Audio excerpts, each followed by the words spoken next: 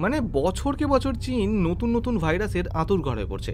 প্রথমে গেল কোভিড-19, এবার আবার নতুন করে শোনা যাচ্ছে এইচএমপিভি, যার পুরো নাম হিউম্যান মেটা নিউমো ভাইরাস, যা সাম্প্রতিক চীনে নাকি ছড়িয়ে পড়ছে বলে খবর। কিন্তু এই ভাইরাস নিয়ে এত বেশি আলোচনার কারণ কি? কারণ এই ভাইরাসের চরিত্র অনেকটাই করোনা ভাইরাসের মতো, হাঁচি কাশির মাধ্যমেই এই ভাইরাস ছড়ায়।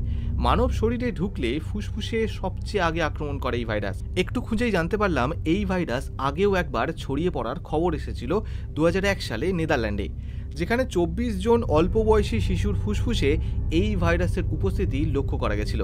যদিও এটাও শোনা যাচ্ছে এই ভাইরাস নতুন কোনো ভাইরাস নয়, প্রায় 200 বছর আগেও নাকি এই ভাইরাস ছিল।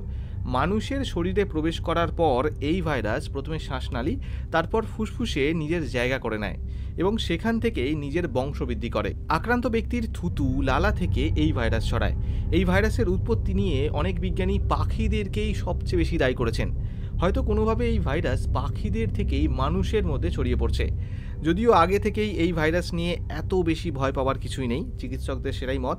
সরকারি তরফে এখনো পর্যন্ত ফাইনাল কিছুই জানানো হয়নি।